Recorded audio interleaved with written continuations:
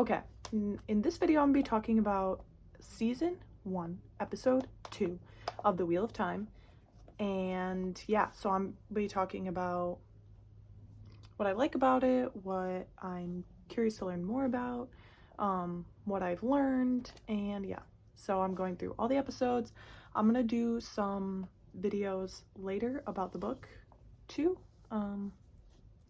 But yeah, okay, let's get started. Okay, so episode 2 starts with the White Cloaks. And it's that scene with like the White Cloaks in the tent, and he eats like a bird, like a dead bird or like a live bird or something, and it's disgusting. It's so gross. I don't need to see that. At first I thought it was like cannibal or something, but it was like a bird. Yeah, disgusting.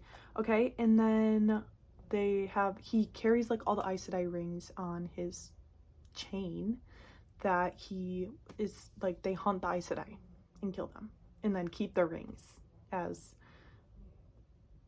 favors that they killed the Aes Sedai.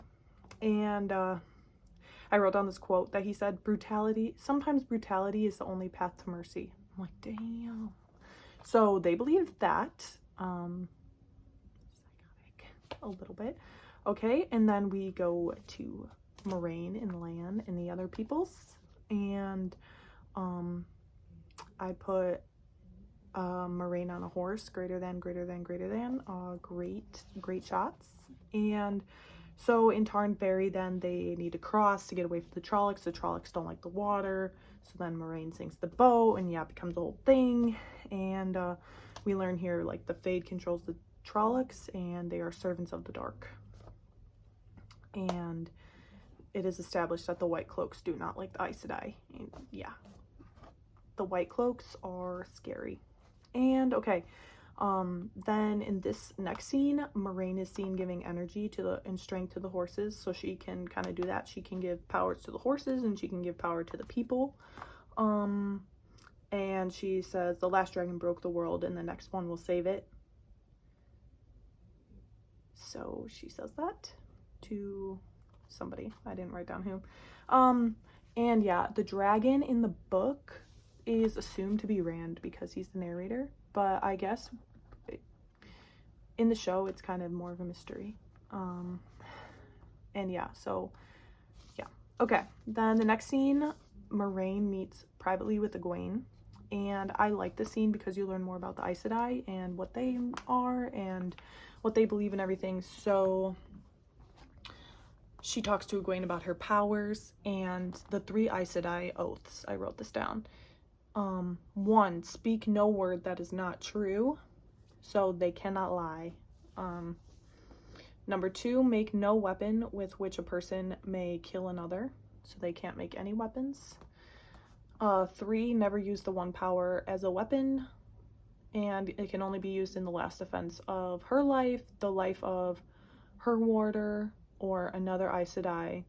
And when they take these oaths, it's not that it's like, oh, it's an option, like, it's not that, oh, it's encouraged that you don't lie. It's like there's some magical powers that go into them, and the reality is that they cannot break them. So in the future, they'll always be like, I cannot lie, I can't lie, I can't lie. Which they can twist the truth a little bit. I think there's ways around that. So yeah, but and Egwene says that these are the 3 oaths that the Aes Sedai made to Arthur Hawkwing during the siege of the White Tower. So I don't really know that plot line that much, so I'm gonna have to learn more about that, and I'll fill everybody in later. But Arthur Hawkwing is mentioned in the books too, and yeah, so apparently there was a siege of the White Tower, and these were the oaths Aes Sedai made to him. So we'll have to learn more about that.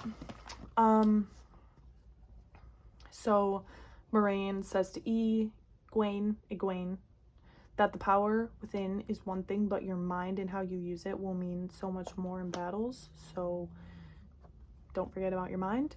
And the wisdoms can predict the weather, and in the 2 rivers, it said that like the wisdoms can listen to the wind. So that's kind of like what one of their gifts, or that's what they would say their gift is, listening to the wind. And then we just learned that like women can touch all over, anywhere can touch the one power, but not everybody can do it. So it's just kind of like a, and the one power is for the women and the true power is for the men. So there's like two different sides of this power. But again, the men's side of the power was tainted in the previous life. So yeah. And yeah, so then as Moiraine is describing to Egwene how to channel, because then Moiraine has this like necklace that with like a gem on it, and I think this is in like the later books, I don't really know, but Moiraine uses this thing to like help her channel and focus or something. So she uses it in this scene with Egwene. Imagine you're floating in a river. Let yourself drift. It is only the sound of rushing water. Let it take you. Surrender. Let yourself drift. Clear your mind. No hunger, no wars. There is only the stone, so like the stone that she's holding, and the sound of rushing water. So this kind of reminded me, this is like a verbalization of Nynaeve, of the earlier scene where we see Nynaeve pushing Egwene into the river, and how she says, trust the river. And then Egwene like has to learn to like surrender to the river in a way.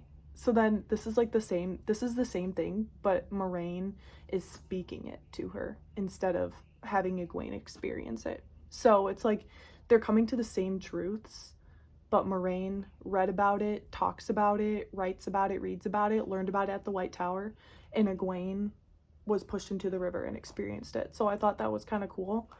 And it's the same truth, they just came to it different ways. And then at the end here, she says, Moiraine says to Egwene, you don't listen to the wind, Egwene, it is the wind that listens to you.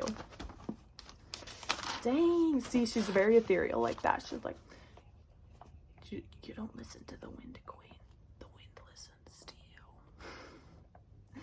Okay, I'm gonna stop this video here because it's kind of a good breaking point, and I'm gonna go on to the next. Hopefully it's not in 4. It's probably going to be in 4 parts again, but yeah, bear with me. Okay, bye.